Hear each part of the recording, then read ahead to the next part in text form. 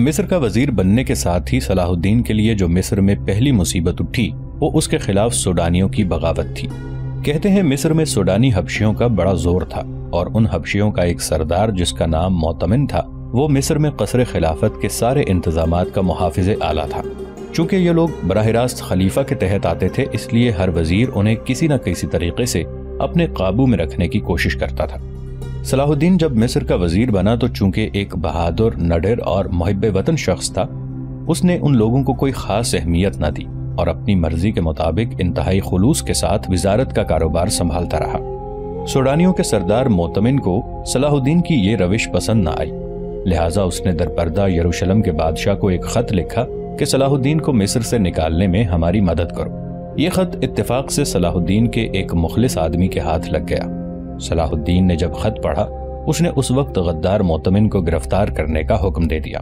موتمن کو بھی اس حکم کا پتہ چل گیا، لہٰذا وہ موقع پا کر بھاگ نکلا۔ صلاح الدین نے اپنے وفادار آدمیوں کے ساتھ اس کی تلاش جاری رکھی، یہاں تک کہ اسے ایک نواحی گاؤں سے گرفتار کر کے قتل کر دیا گیا۔ موتمن کے قتل سے سوڈان کے حبشیوں میں بڑی ناراضگی پیدا ہوئی۔ انہوں نے 50,000 کی تعداد میں جمع ہو کر صلاح الدین کے خلاف علم بغاوت کھڑا کر دیا۔ صلاح الدین کے پاس اس وقت وہ لشکری تھا جسے وہ اور شیر کو اپنے ساتھ شام سے لائے تھے، مزید یہ کہ اس کا بھائی شمس الدین توران شاہ بھی وہاں پہنچ چکا تھا، لہٰذا باغی سوڈانیوں کا ڈٹ کر مقابلہ کیا گیا اور انہیں شکست دے کر ان کا قلعہ قمع کر دیا گیا۔ باغی عناصر اور صلیبیوں کے ساتھ ساز باز کرنے والوں کا مکمل خاتمہ کرنے کے بعد مصر کے اندر ایک طرح سے امن و سکون قائم کر دیا گیا۔ سوڈانیوں کی طرف سے صلاح الدین کو کچھ سکون ہوا ہی تھا کہ اس کے خلاف صلیبی اٹھ کھڑے ہوئے۔ دراصل شیرکو اور صلاح الدین کی مصر میں کامیابیاں حاصل کرنے کے بعد صلیبی انتقام لینے پر تل گئے تھے۔ وہ ہر حال میں وہاں سے صلاح الدین کو نکال کر خود مصر پر قابض ہونے کا خواب دیکھنے لگے تھے۔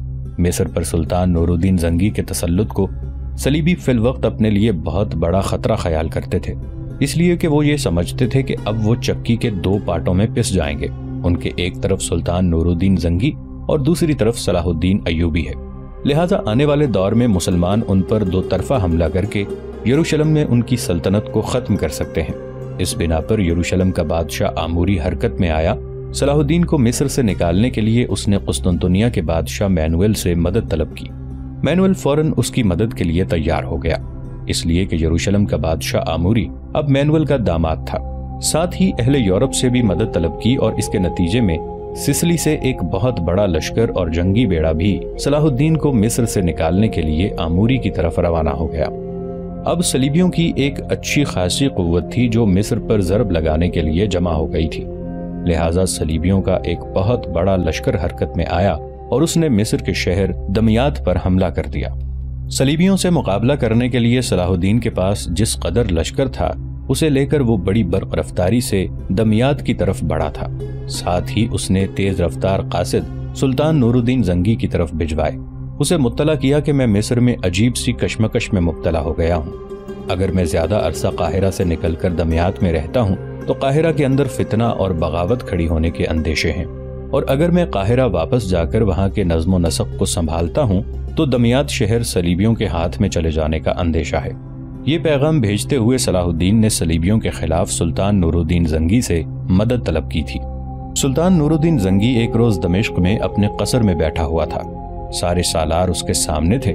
سالاروں کے علاوہ عدلیہ، انتظامیہ اور شہر کے امراء اور دوسرے ذمہ دار لوگ بھی وہاں موجود تھے۔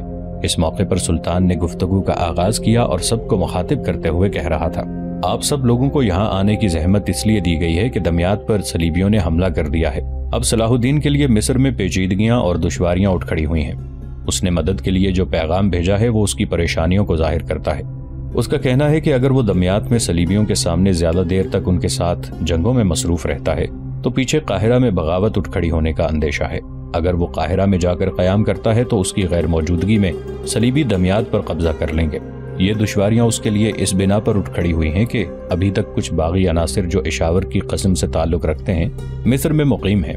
یہ وہ لوگ ہیں جو ماضی میں بھی صلیبیوں کے ساتھ ساز باز کرتے رہے ہیں۔ ان حالات میں صلاح الدین دو محاذوں سے بیک وقت نہیں نپٹ سکتا، اور پھر ہمارے اپنے مخبروں نے جو اطلاع دی ہے اس کا کہنا ہے کہ دن بدن دمیات پر صلیبیوں کا زور بڑھتا چلا جائے گا۔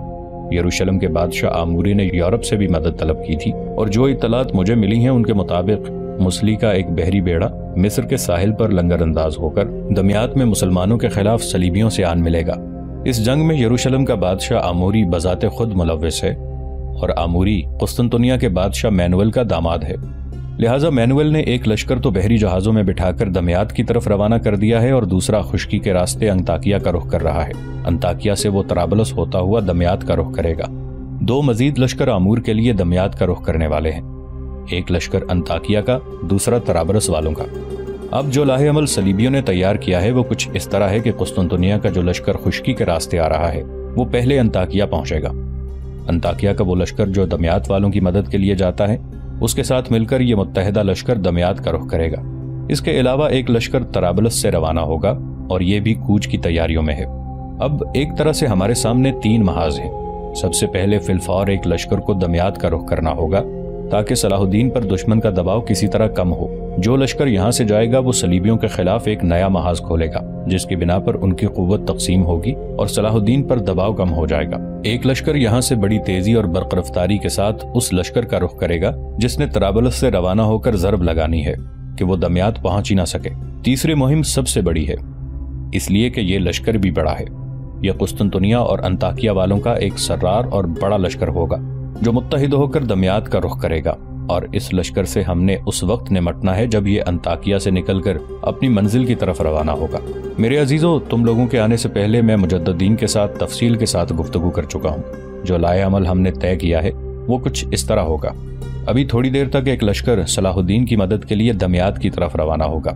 اس لشکر کو میں اپنے چھوٹے سالار قطب الدین کی سرکردگی میں روانہ کر رہا ہوں۔ لشکر کا وہ حصہ جو طرابلس کا رخ کرے گا اس کی کمانداری خلتخ کرے گا اور خلتخ کے نائب کے طور پر نجم الدین اس کے ساتھ ہوگا۔ اب جو قسطنطنیہ اور انطاکیہ والوں کا متحدہ لشکر ہے اس کی طرف مجددین جائے گا۔ مجددین کے نائب کے طور پر اس کے ساتھ اسامہ بن مرشد ہوگا، جبکہ فخر الدین مسعود اور شمس الدین دونوں یہاں میرے پاس رہیں گے، اس لیے کہ اگر خدا نہ کرے کوئی اور مہم نکلتی ہے تو میں اس کے لیے فخر الدین اور شمس الدین کو نامزد کر سکتا ہوں، نہیں تو میں خود اس کے لیے ان دونوں کے ساتھ روانہ ہو سکتا ہوں۔ سلطان نے جو لاہ عمل تیار کیا تھا اس کے متعلق سلطان نے سب سے رائے لی۔ سب نے سلطان کی اس تجویز سے اتفاق کیا۔ پھر سلطان اپنی جگہ پر اٹھ کھڑا ہوا، اس کے ساتھ ہی وہاں جس قدر لوگ بیٹھے ہوئے تھے کھڑے ہو گئے۔ پھر سلطان نے مستقر کا رخ کیا۔ سب سے پہلے چھوٹے سالار قطب الدین کو ایک لشکر مہیا کیا گیا اور وہ بڑی تیزی سے صلاح الدین کی مدد کے لیے دمیات کی طرف روانہ ہو گیا۔ ایک دوسرا لشکر خلتخ اور نجم الدین لے کر طرابلس کا رخ کر گئے تھے، جبکہ مجددین اور اسامہ بن مرشد ایک لشکر لے کر قسطنطنیہ اور انطاکیہ کے متحدہ لشکر پر ضرب لگانے کے لیے کوچ کر گئے تھے۔ ہر لشکر کے لیے سلطان نے اطلاع پہنچانے والے اور مخبر بھی روانہ کر دیے تھے۔ ساتھ ہی ساتھ خلتخ اور نجم الدین کو خصوصیت کے ساتھ یہ تاکید کر دی گئی تھی کہ طرابلس کے لشکر سے نمٹنے کے بعد اگر وہ اس کے خلاف کامیاب ہوتے ہیں تو جہاں وہ طرابلس کے لشکر کو شکست دیتے ہیں وہاں رک کر مجددین کا انتظار کریں اور پھر مجددین کے ساتھ وہ دمیات کا رخ کریں۔ اس طرح سارے لشکر اپنی اپنی منزل کی طرف روانہ ہوئے۔ سب سے پہلے خلتخ اور نجم الدین نے اپنے کام کی ابتدا کی۔ انہوں نے طرابلس سے روانہ ہونے والے صلیبی لشکر کو راستے میں جا لیا اور اس کی راہ روک کر کھڑے ہو گئے۔ طرابلس کے لشکر کو بھی خبر ہو گئی تھی کہ سلطان نور الدین کا ایک لشکر ان سے ٹکرانے کے لیے ان کی طرف پیش قدمی کر رہا ہے، لہذا جو ہی خلتخ اور نجم الدین ان کے سامنے آئے وہ شیطنت و نحوست کے کھلاڑی، آتش جبر کی پھیلتی تاریکیوں، ابلیس کی خونخوار امنگوں اور نقش باطل کو عیاں کرتی شدید عداوتوں کی طرح ان پر حملہ آور ہو گئے۔ ان کے سامنے آتے ہی نجم الدین اور خلتخ نے اپنی صفوں کو درست کر لیا تھا۔ بڑی جانبازی کا مظاہرہ کرتے ہوئے انہوں نے طرابلس کے لشکر کو روکا تھا۔ پھر تکبیریں بلند کرتے ہوئے انہوں نے اپنے کام کی ابتدا کی اور وہ طرابلس کے لشکر پر ہر طرف وحشت و خوف اور فضا کی آگ بھڑکاتی اعصابی خوف طاری کر دینے والے قہر کی خونخواری پر پستی اور فرازی پر فخر اور سرفرازی پر قہر شدید اور جنونی جبلت کو وقت کے سپنے نابود کرنے کے لیے سنسناتی پرشور ہواؤں کی طرح حملہ آور ہوئے۔ خلتخ اور نجم الدین نے اپنی پوری مہارت اور طاقت کے ساتھ حملہ کیا تھا۔ وہ جانتے تھے کہ دمیات کی مہم ان کی منتظر ہے۔ انہیں یہ بھی خدشہ تھا کہ کہیں ان سے پہلے نبٹ کر مجددین ان کے پاس نہ پہنچ جائے، لہٰذا لمحوں کے اندر انہوں نے طرابلس کے لشکر کی حالت سرابوں میں پھنسے ویرانوں، بیابانوں لٹے ہوئے بے آب تاکستانوی اور نقوش پا تخم ریزی سے خالی صحراؤں سے بھی بدتر بنا کر رکھ دی تھی۔ طرابلس کا لشکر تھوڑی ہی دیر میں ان کے سامنے ڈٹ سکا۔ اسے بدترین شکست ہوئی۔ دور تک خلتخ اور نجم الدین نے ان کا تعاقب کیا۔ ان کی تعداد اس قدر کر دی کہ آئندہ وہ صلیبیوں کی مدد کے لیے دمیات کا رخ نہ کریں۔ پھر جس جگہ وہ طرابلس کے لشکر سے ٹکرائے تھے وہاں لوٹے۔ طرابلس کے لشکری جو اپنی ہر چیز چھوڑ کر بھاگے تھے ان پر انہوں نے قبضہ کر لیا اور وہیں وہ ایک طرح سے پڑاؤ کر کے مجد الدین کا انتظار کرنے لگے تھے۔ دوسری جانب جو مجد الدین کے لیے کام کر رہے تھے انہوں نے مجد الدین اور اسامہ بن مرشد کو اطلاع کر دی تھی کہ قسطنطنیہ اور انطاکیہ کا متحدہ لشکر بھی دمیات کے رخ پر کوچ کر چکا ہے، اور جس قدر لشکر مجد الدین کے پاس ہے اس کی تعداد اس سے کسی صورت بھی 4 گنا سے کم نہ ہوگی۔ جس وقت مجد الدین کو یہ اطلاع دی گئی اس نے اپنے لشکر کو روک دیا اور اپنے پہلو میں گھوڑے پر سوار اسامہ بن مرشد کی طرف دیکھا اور اسے مخاطب کر کے کہنے لگا، ابن مرشد میرے عزیز بھائی، دیکھ تیرے میرے امتحان کا وقت ہے۔ خداوند قدوس نے چاہا تو اپنے سے 4 گنا دشمن کے لشکر کو ہم الٹ پلٹ کر رکھ دیں گے۔ اسامہ بن مرشد امیر جیوش شیر کو ہم سے ہمیشہ کے لیے جدا ہو چکا ہے، اور تو جانتا ہے 4 گنا تو بہت کم تعداد ہے، وہ اپنے سے 12 گنا زائد لشکر سے بھی ٹکرا جایا کرتا تھا۔ ابن مرشد اگر تم میرا ساتھ دو تو یاد رکھنا قسطنطنیہ اور انطاکیہ کے لشکر کی میں وہ حالت بناؤں گا کہ زندگی بھر ہم سے ٹکرانے پر پچھتاتے رہیں گے۔ مجد الدین جب خاموش ہوا تب بڑی عاجزی اور انکساری سے مجد الدین کی طرف دیکھتے ہوئے اسامہ بن مرشد کہنے لگا، امیر مجد الدین آپ کیسی باتیں کرتے ہیں؟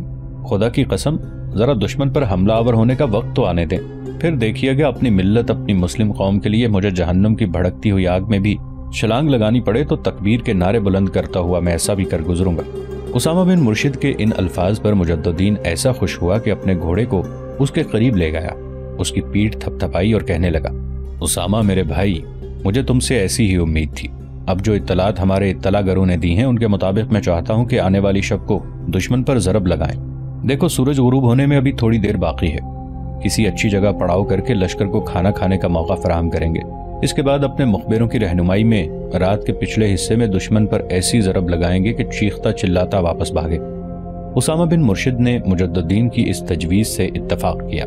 پھر تھوڑا سا آگے جا کر انہوں نے پڑاؤ کیا، مغرب کی نماز ادا کی، لشکر کو کھانا کھلایا، پھر وہ وہاں سے بھی کوچ کر گئے۔ رات اپنی آنکھوں میں منزلوں کا غبار لیے، پاؤں میں امیدوں کے سراب باندھے، گھٹا ٹوپ اندھیروں لہراتی تاریکیوں کو اپنے شانوں پر سوار کیے بڑی تیزی سے بھاگتی چلی جا رہی تھی۔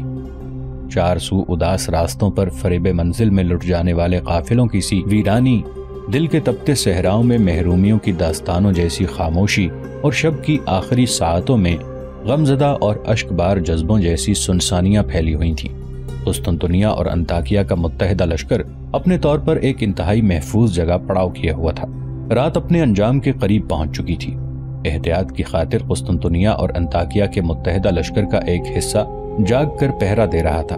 ایسے میں مجد الدین اور اسامہ بن مرشد دونوں اپنے لشکر کے ساتھ بالکل ان کے قریب نمودار ہوئے۔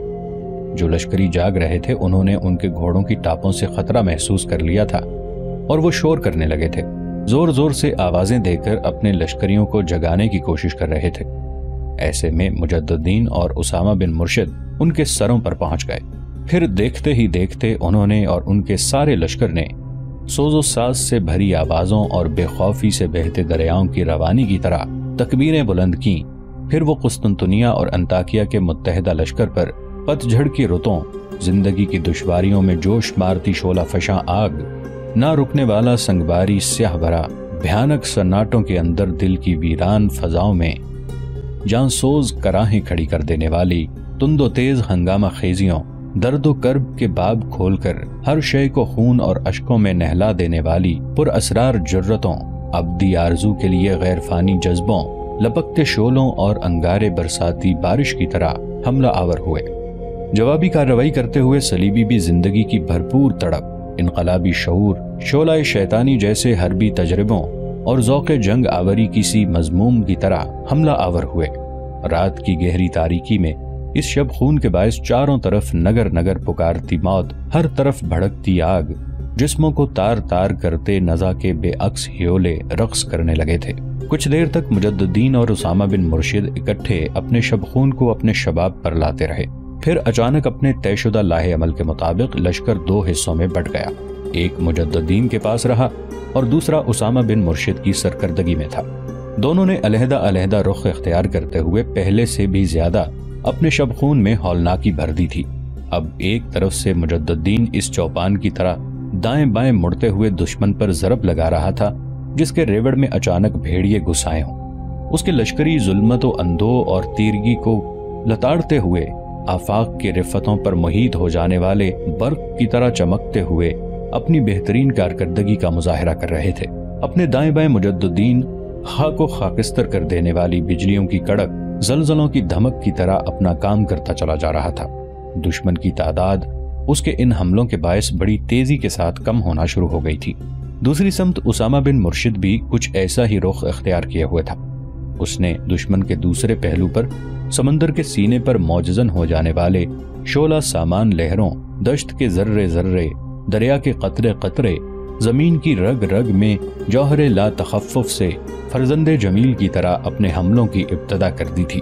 قسطنطنیہ اور انطاکیہ کے صلیبیوں نے اپنی طرف سے پوری کوشش کی کہ جوابی کارروائی کرتے ہوئے شب خون مارنے والوں کو مار بھگائیں، لیکن مجد الدین اور اسامہ بن مرشد نے بڑی تیزی سے ان کی حالت دشت عقوبت میں مسمار ہو جانے والے خوابوں، دھواں دھواں بستیوں، ویران ویران کوہستانوں سے بھی زیادہ ہولناک بنانا شروع کر دی تھی۔